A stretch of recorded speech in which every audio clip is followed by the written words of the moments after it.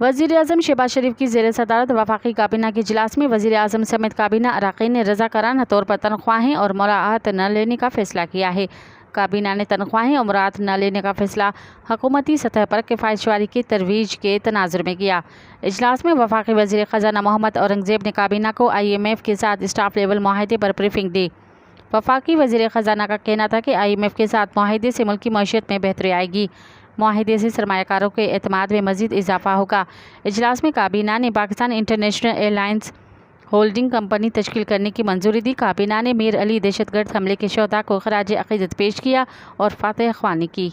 मज़ीद ख़बरन ऐं तफ़सीलात लाइ विज़िट कयो असांजी वेबसाइट www.awamiNewsHD.com ऐं ॾिसंदा रहो अवामी न्यूज़ HD।